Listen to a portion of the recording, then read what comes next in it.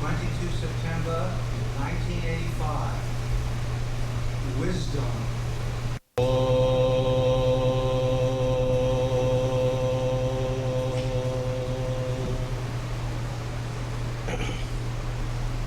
या प्रीति अविवेकानां विषयेषु अनपायिनी तामनुस्मरत शामे हृदयात् नपसर्गतु। ॐ शान्ति शान्ति शान्तिः। हरि ओम तत्सत्।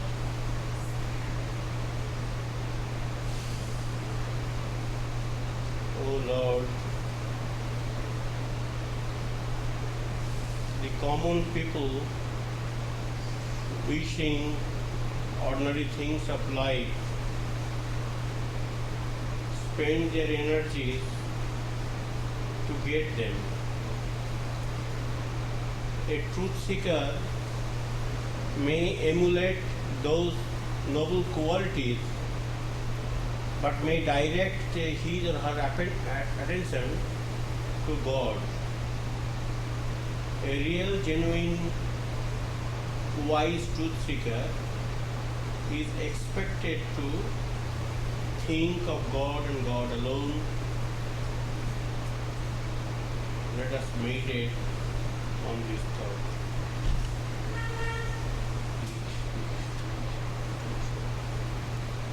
This morning is wisdom. Well, we are all wise people. We cannot say that we are dull or ignorant people. We have got much talent. We know many things. We have acquired vast knowledge in different areas of life or nature. So we are wise people, no doubt about it. But real wisdom, which we are talking about, consists in having that discrimination which enables us to attain perfection or to attain the highest beatitude. That is real wisdom. In secular life also we are to be wise. We have wisdom also. But that wisdom does not help us in spiritual life. To have some spiritual life, we have to have certain rare type of wisdom which can give us the benefit of having discrimination between ephemeral and permanent, between transitory and perennial, between ordinary goods of life and the abiding peace of life.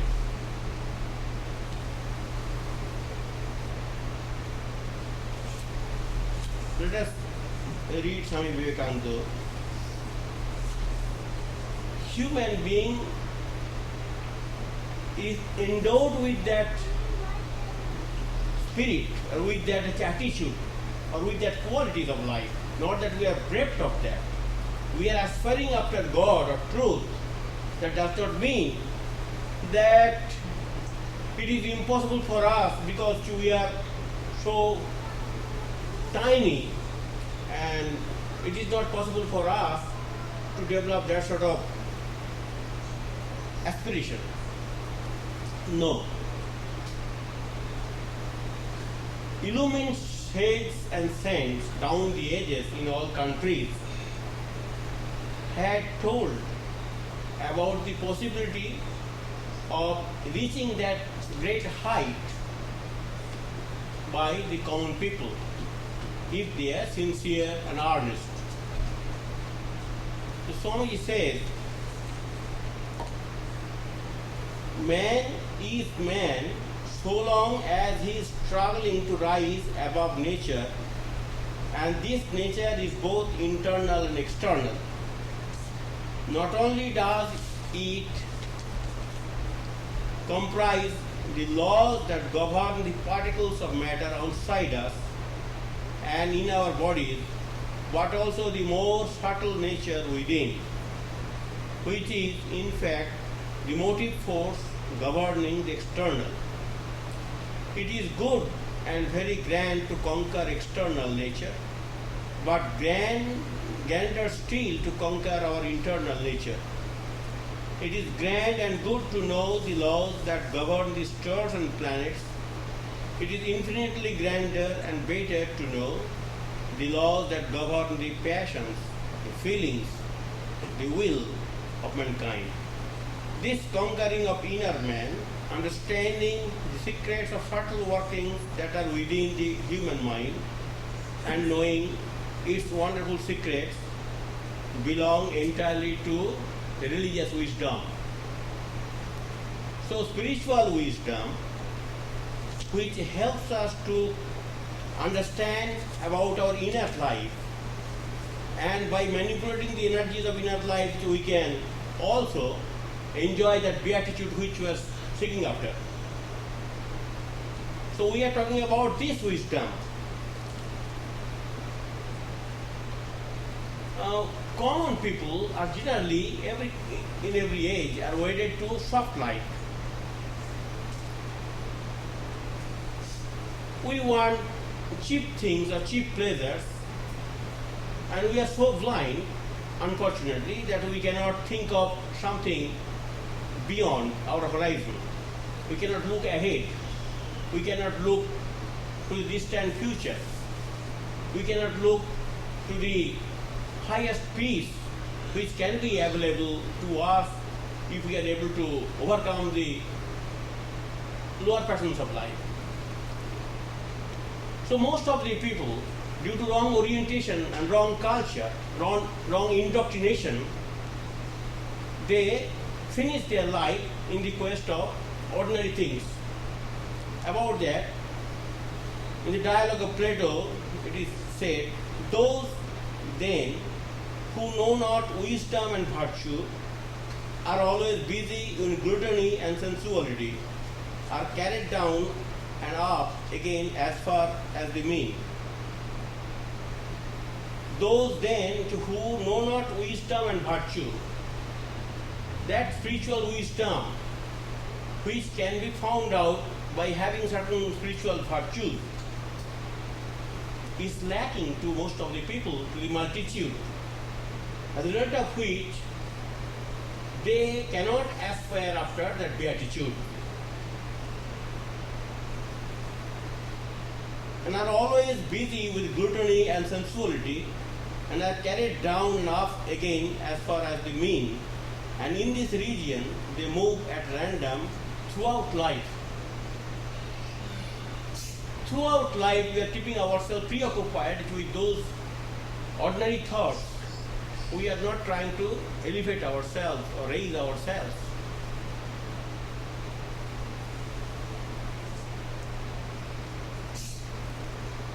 But they never pass beyond into the true upper world.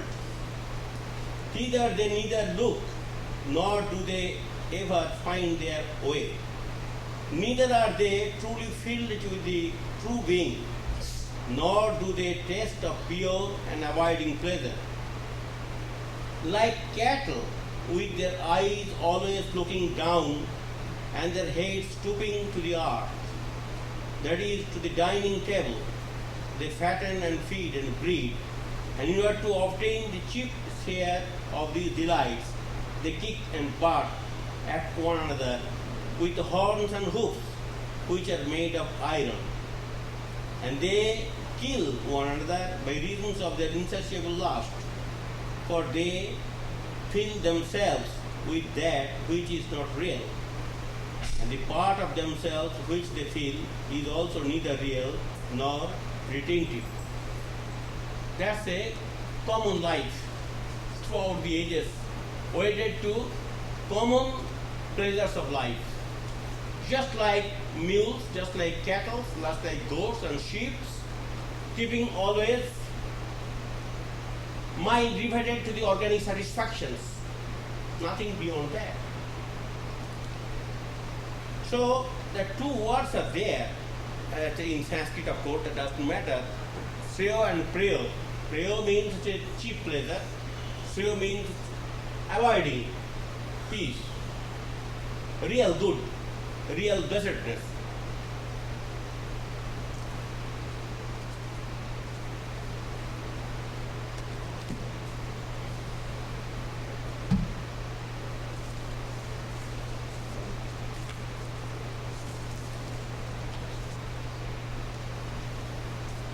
So first of all, to develop wisdom, spiritual wisdom, we must be little thoughtful about this common culture of the world. Our cultural orientation has definitely indoctrinated us to enjoy the common life which is available to us. What is common life? That this bigness, this development of technology and science, these allurements of life, these satisfactions which of the senses, they are luring us, tempting us, and confronting us all the time. And most of us are very happy to this life, as it is reported by Plato.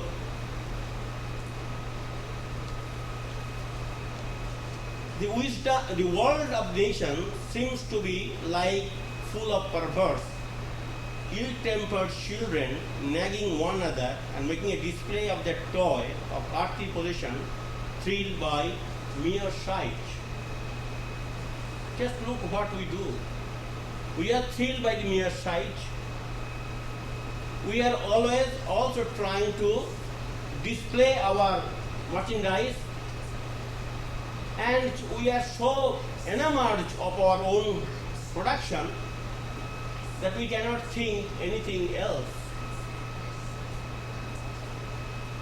Individually and nationally, we are doing the same thing. We are keeping ourselves rooted in material life, and material welfare, material prosperity overcrowds our mind.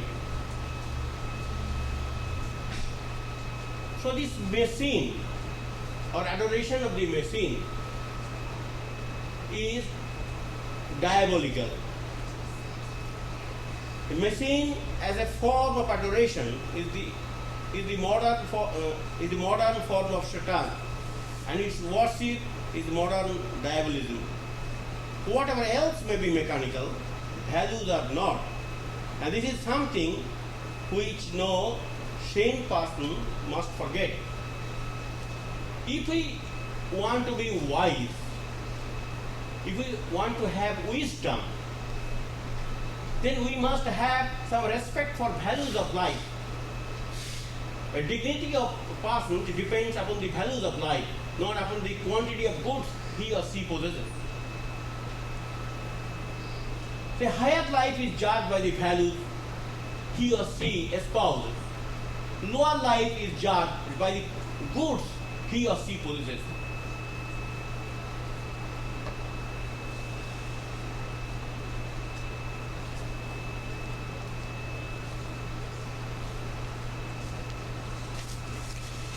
Emerson writes that the men and women that we see in ourselves do not bear the impress of the men and women. That means we are not behaving like a real person, spiritually oriented person, having certain noble values of life. Our ordinary living does not give any indications of that higher idealism. Men and women that we see in ourselves, do not bear the impress of the men and women. We are dragged through the world. We are harried and wrinkled, anxious. We all seem but the hacks of some invisible riders. How seldom do we behold tranquility. If we are not tranquil, if we are not sober, if we are not calm and quiet and serene, how it is possible for us to evaluate, to judge, to discriminate, to opt for such higher things? Neither we have got the capacity, nor we have got the opportunity to think deeply about the meaning of life. So there are two sciences are there, science of understanding and science for manipulation. Now we are very much acquainted with the science of manipulation. But science for understanding, the knowledge which enables us to understand things, that is lacking. And due to that unawareness, due to that lack of knowledge, in the knowledge of understanding, in the principles of life, in the higher dimension of life, we are not able of developing that wisdom which we are talking about. Why it has happened? Mahatma Gandhi says that we try to build up one beautiful civilization where everything will be perfect, and we do not require to acquire any ethical principles. Ethics or morality or virtue or certain values of life are not very important. We can have a blueprint, we can have a scheme of life which will be so perfect as not to demand the ethical development of human life.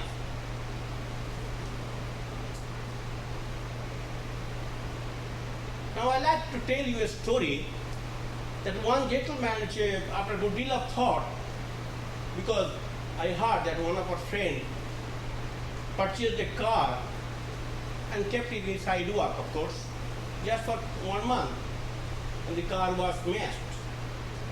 And the gentleman had to lose $4,000, could not get back from insurance.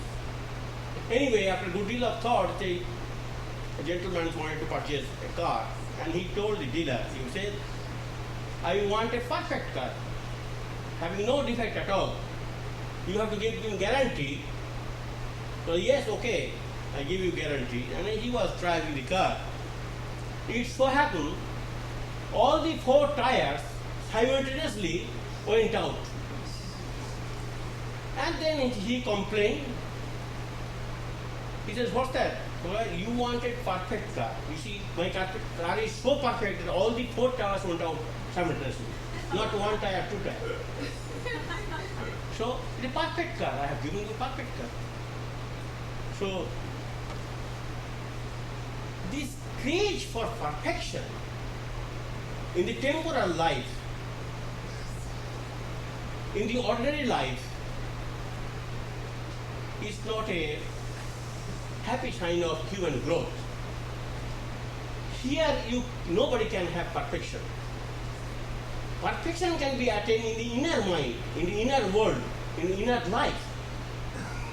There we can try to attain perfection as much as possible according to our intensity of desire, but not in the outer world. Outer world is so complex, so rigid, and so mysterious that one can never attain any perfection in the outer world.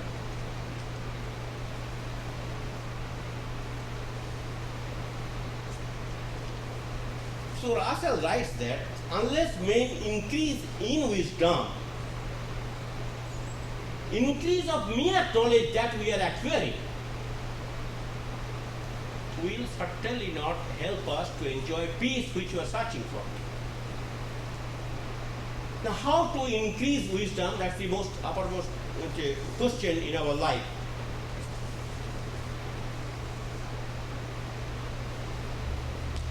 Well, we have got knowledge, but knowledge is neglected And due to that negligence, we find many poisonous weeds are also along with the secular knowledge, which are creating disaster in our personal life. The lack of self-awareness is there. We are trying to know everything in the world, everything. But we don't want to know about ourselves. This lack of self-awareness is the root cause of our miseries and suffering, and we cannot be wise. We cannot have wisdom because we lack this basic fundamental knowledge about ourselves. So wisdom lies in knowing ourselves first, and then about the world. So we are not trying to have a good philosophy of life which can give us a certain goal, certain conviction, certain route to follow. The goal-oriented civilization has to be espoused, and not this ordinary goal of life, a spiritual goal of life, which gives satisfaction or peace to your life. So deeper questions, when answered, that is the realm of wisdom, a deeper question of human life.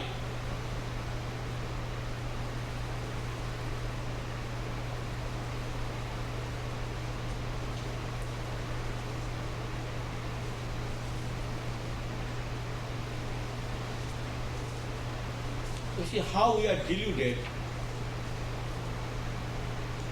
that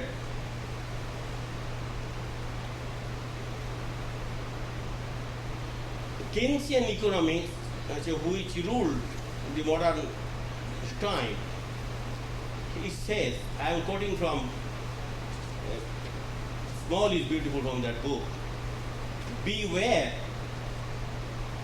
economist says, the time for all this is not yet. For at least another 100 years, we must pretend to ourselves and to everyone that fair is foul and foul is fair. For foul is useful and fair is not. Let us try to understand it. We are indoctrinating ourselves to this philosophy, and we are wedded to this philosophy. We are conditioned by this philosophy. We are influenced by these thought forces, and we do not put searching question to examine the scheme of life given to us, whether this scheme of life is capable of giving us freedom or sanity which we are searching for.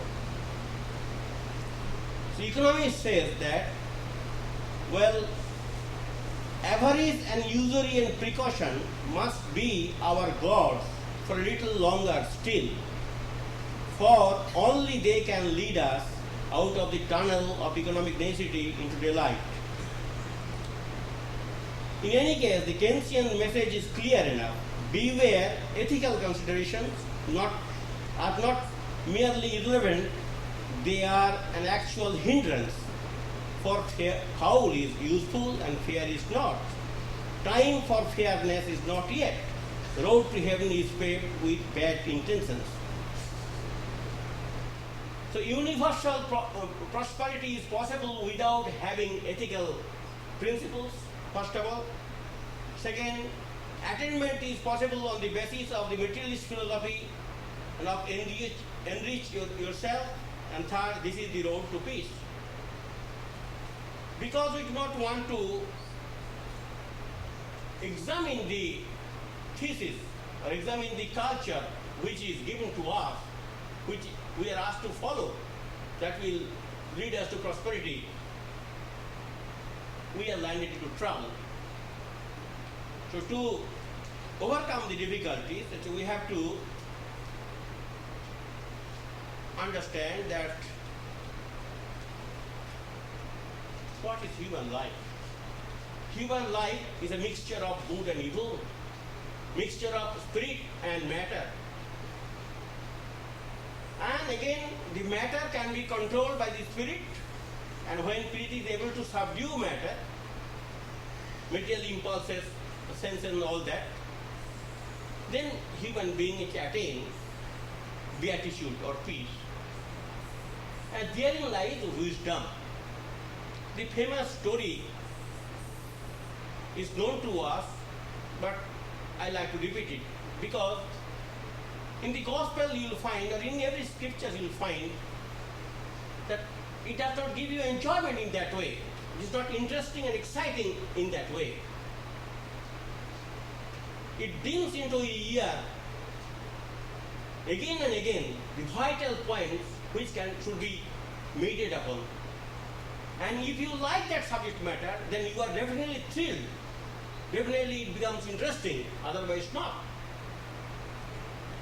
So you have to hear the same stories, same precepts, and same injunctions. Some people who are going by boat, and they were discussing about many topics, So one guy, he was asking another guy that, well, whether you have any knowledge of science, any knowledge of technology, any knowledge of literature, any knowledge of art, and all that. Then he said, I do not know anything. Your life is completely wasted. You have never acquired any knowledge in any branch which is so exciting and interesting and which gives us so much joy and satisfaction in your personal life. You have simply wasted your life. So he was giving a good lecture about his erudition and scholarship, about his better state of life.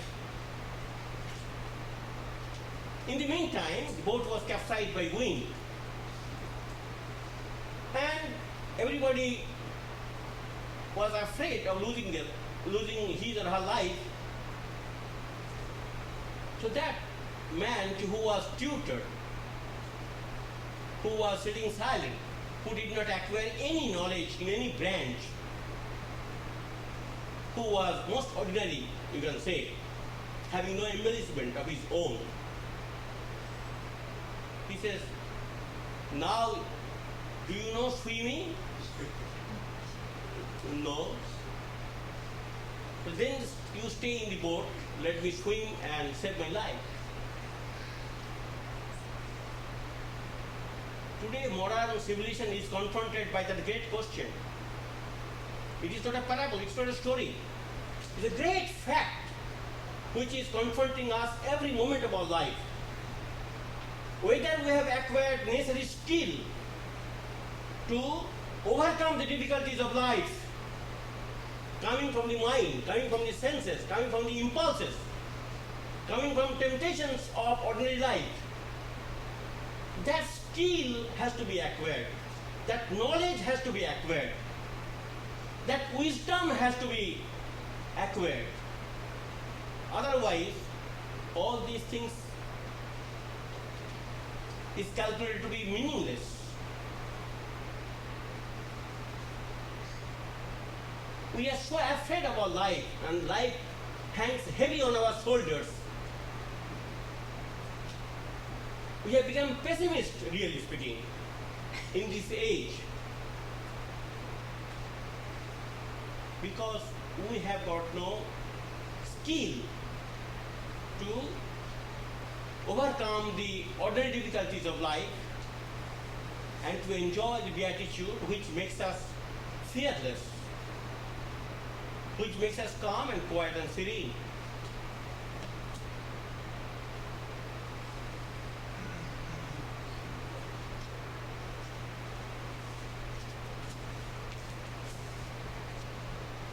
Swamiji says, this is a heroine's job.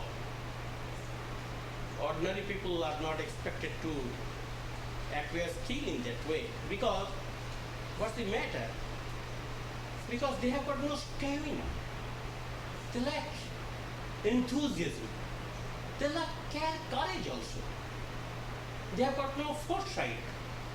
They have got no that sort of zeal So Swamiji says, a tremendous determination to struggle, 100-fold more determination than that which you put forth to gain anything which belongs to this life is the first great preparation for higher life. First great preparation for higher life demands a tremendous mental strength. Without that mental strength, it is not possible to maintain oneself in that scheme of life, which is extremely rigorous. That does not mean we should be disappointed or depressed, or we should think that we have got no future. I will never certainly say like that. We have got great future. Everybody has got a great future. According to our ability, we can make an improvement in our life, provided we follow the basic fundamental principles of life as much as possible, as often as possible, and as intensely as possible. Everybody has to grow in his or her way. The law of evolution cannot be bypassed. We cannot emulate St. Paul's or Vivekananda. Overnight we cannot be illumined soul. We have to wait for the time. That does not mean we should be leading a stagnant life, a vegetating life. We can also intensify, or we can also accelerate our growth of evolution by bringing dynamism in that spiritual life. So real wisdom consists in having discrimination what we are doing. All right, one discrimination is there between temporal and permanent. We have taken spiritual life, all right. Still discrimination is there. In every step of spiritual life, discrimination has to be practiced. Because really we are trying to develop an image of ourselves. We are trying to develop our egocentric attitude of life. We are trying to add some feathers and colors to our personality. Or we are trying to efface our egos. Or we are trying to enjoy tranquility and peace within. Or we are trying to elevate our spiritual life by controlling the distractions of life. In a subtle way, even spiritual seekers are confronted. Maya has got 100,000 tricks to lead us astray. We have to be very careful at every step to what, really speaking, we are after. Whether this scheme of life which I am going to accept will help me in getting rid of the egos, or it will inflate it. Whole trouble with the ego. The vision of God cannot be seen due to the imaginative wall or Chinese wall which is raised by this ego.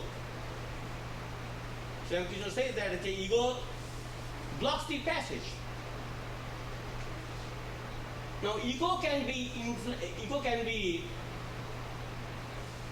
developed, or ego can be increased, or ego can be inflated while pursuing so-called spiritual life. So one has to be very, very careful, introspective, and also prayerful at the same time.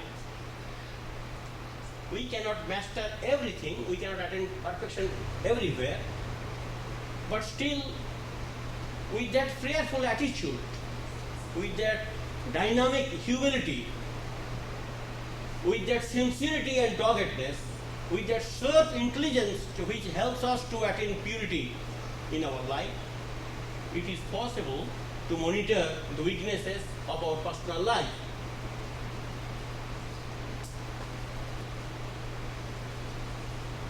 In every page of gospel you will find that discrimination is the one word. lust and lucre, and then discrimination. If you ransack all the pages of gospel, you will find discrimination has been used for 100,000 times. Discrimination, discrimination, discrimination. One has to keep oneself quite acquainted with that faculty which enables us to discriminate. Always discriminate. Always discriminate. Whether you are going to attain spiritual peace or you are going to inflate your egoistic sentiments. The whole question boils down to this. As much as possible, we have to cultivate that sort of spiritual attitude which does not bind us. Then conduct. Conduct is very important in the scheme of wisdom. Good conduct. Spiritual way of living. And that alone is not sufficient because we may have many pious wishes. But what about the strength of character, strength of mind? If the strength of mind is lacking, if I am not backed by the strength of mind, how it is possible to maintain my pious opinions or pious imagination or pious scheme of life unless it is backed by that strength of will? When we are confronted, everybody is bound to be confronted everywhere, in any stage of life. Confrontation is bound to come. Not only to test our mettle, but also according to our karma. How we are going to accept the challenge, how we are going to confront that, how we are going to keep ourselves safe in the midst of trials and tribulations of life. So strength of character is very important, and strength of character can be cultivated by sustained effort of meditation. If we completely drill ourselves or completely keep ourselves well exposed to these invigorating thoughts and ideas, then mind to a great extent will be still, will be calm and quiet. Then truthfulness. If we are untruthful, if we are not truthful and sincere, we cannot have wisdom. Because wisdom which was searching in the realm of spirituality, it depends upon the truthful attitude of life.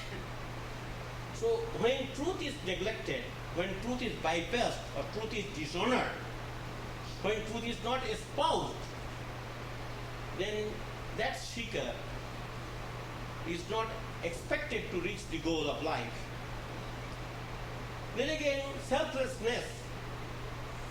Well, one criterion of having wisdom is how far we are selfless. Selflessness. Because our selfish aims, selfish means, or selfish way of living militates against the grand scheme of life. It creates impediments and hindrances.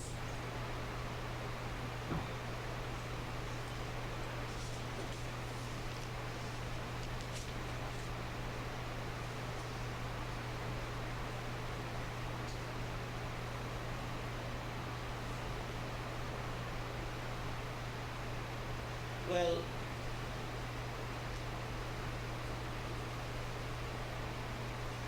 we are confronted by circumstances. But to overcome the circumstances, we have to equip ourselves with an attitude of life. Because weak thoughts, depressive thoughts, definitely weakens us. Now these weakening thoughts can be subdued or controlled by having other type of thought. That means we are mostly led by the instinct. We are in the emotional level. When we are in the emotional level, instinct guides our life. We are swayed by the emotions. We don't want to depend upon the reason. Reasoning faculty is not well cultivated. and we do not want to take advantage of the reasoning faculty because we are too much swayed by the emotions. These emotions have to be separated, and the light of reason can only penetrate the dark veils of truth.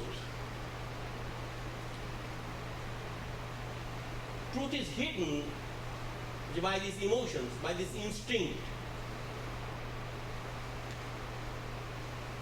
I tell you one story that in ancient days, mules were engaged by the military to carry loads. So one soldier was also accompanying the mules. They were going carrying loads, but suddenly they stopped. And when they are coaxed in many ways, persuaded in many ways, they never budged an inch.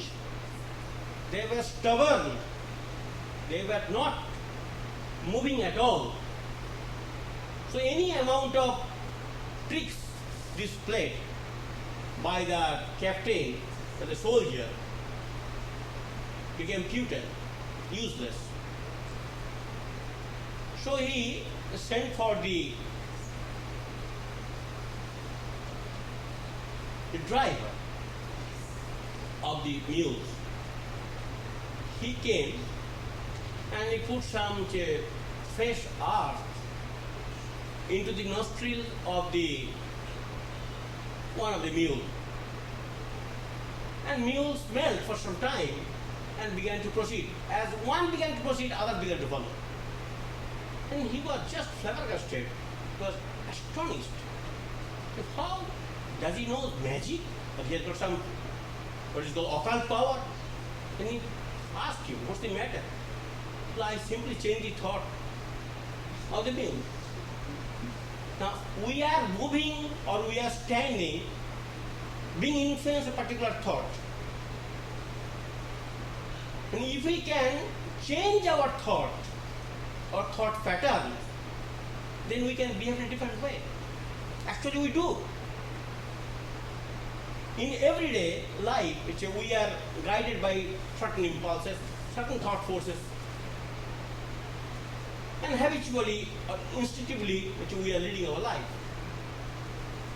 But if we want to change the pattern of our life, we have to have some another thought and ideas.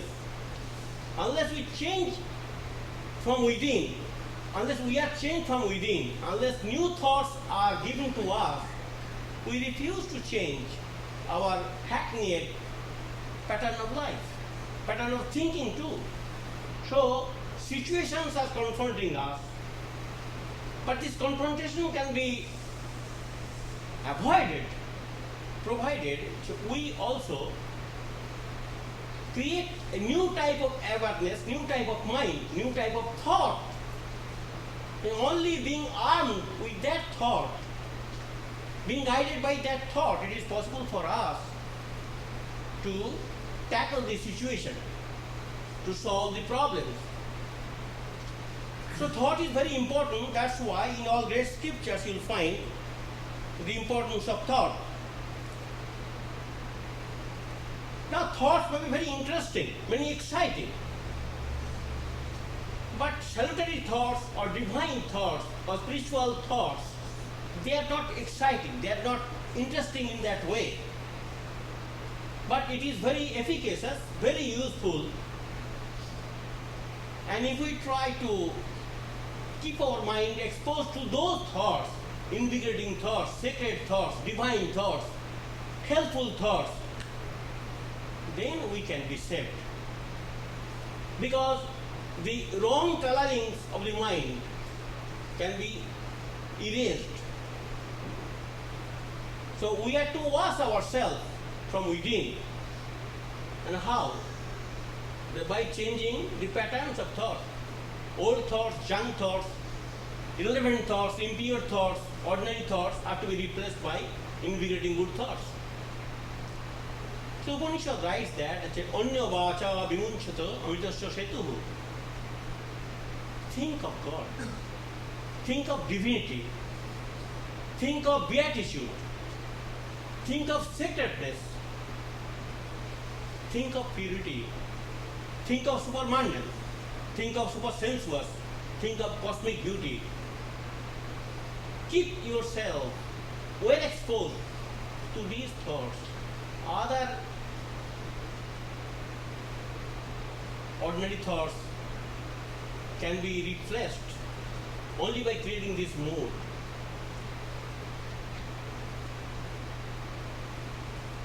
So Buddha used to say, don't be guided by the opinions. And you go to the market to purchase food stuff or dress or anything. We are all guided by more or less the opinions. Opinions which is prevailing in the society at a particular time. Buddha used to say that opinion is a disease, opinion is a tumor, opinion is a soul. He who has overcome opinions of others is a saint. I have got something to live by. I have got my own opinion.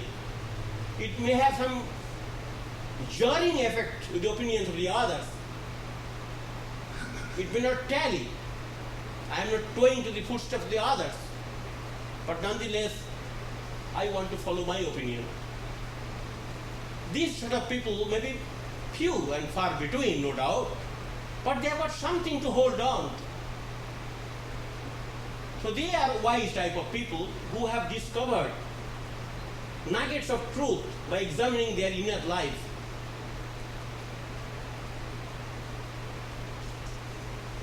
Yoga means control of the thoughts of the mind.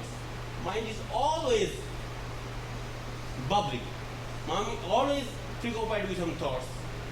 Mind is battered by thoughts. This is the science of mind. Mind cannot be calm. Mind is ever engaged in scheming. So Patanjali says that control the modifications of the mind. Control your mind, control your thoughts. Because without that, mind is not enjoying any serenity or calmness or stillness. Mind is a breeding ground of too many thoughts. And these thoughts are distracting your attention, weakening you, and not helping you to regain your spiritual vitality.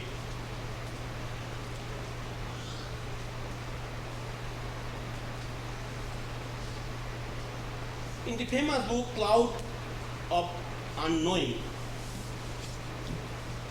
it is said, therefore beware of the vigorous working of your imagination, which is always so active, must as often be suppressed. If you are not able to suppress it, it will suppress you. If we are not capable of suppressing our idle thoughts, redundant thoughts, superfluous thoughts, imaginary thoughts, if we live in the, like a boy, like an infant, in the emotional level, if we do not want to see the reason, then this continuous thinking, continuous imagining, continuous preoccupations with the thoughts will certainly weaken our mind. Mind has to be made strong. With the support of a strong mind, it is possible to develop any higher spiritual life. So wisdom lies in having a concept of good spiritual scheme of life, which will bring me happiness and contentment and peace. If I fail to discover that, and if I fail to emulate those examples which can help me to enjoy, then naturally my mind will be geared to ordinary things, and in course of time, frustration, disillusionment and depression are bound to come. It cannot be avoided. We are standing on the precipice. We are all standing on the precipice. Nobody is safe. We can save ourselves by our own thoughts. Just disregard the public opinion, have some opinion about yourself, think deeply, introspectively, intelligently, then you can be called a wise person. You have got something to hold on to. And try to express yourself as much as possible by cultivating that salutary, pure, invigorating, sacred thoughts. So peace is within. The peace can be enjoyed by thinking about the domain which is lying within. The spiritual scheme of life demands that self-introspection or self-reflection. A reflective person, meditative person, thoughtful person is expected to conserve his or her energy and not waste his or her energy in ordinary things. Because in that way we are simply creating depression in our own mind, weakening our own mind. So we must have wisdom if we want to enjoy peace, not the mere knowledge and information which we are seeking today. So science of manipulation is hopelessly failure in giving us any amount of satisfaction which can give real sense of happiness. Science of understanding what is life, how it can be enjoyed, and what the real source of peace and beatitude. When lies that? Science of understanding is much more important than science of manipulation. So let us have a deep thought, because we are confronted today, every one of us. We have to change our thought patterns. Then only we can change our lifestyle. Just that.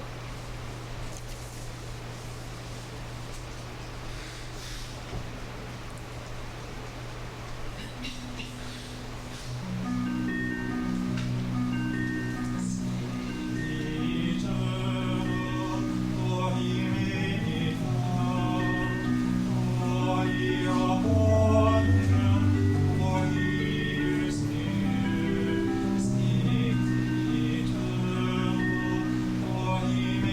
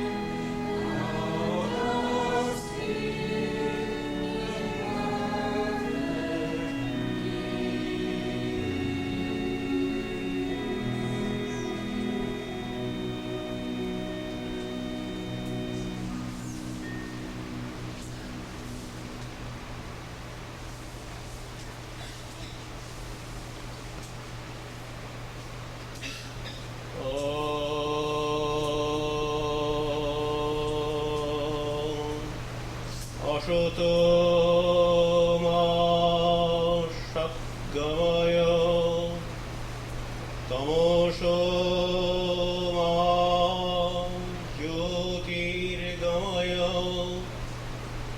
Mrityormayamitangamaya Avirmoedi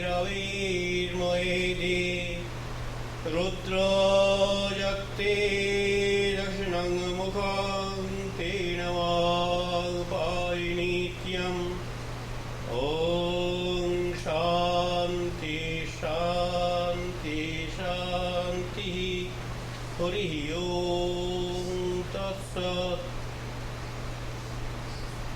May He who is the Father in heaven of the Christians, the Holy One of the Jews, Allah of the Mohammedans, Buddha of the Buddhists, Tao of the Chinese, Auravat of the Zoroastrians, and Brahman of the Hindus, lead us from the unreal to the real, from darkness to light, from disease and death to immortality. May the all-loving being manifest Himself unto us. May the all-loving being manifest Himself unto us. May the all-loving being manifest Himself unto us, and grant us abiding understanding and all-consuming divine love.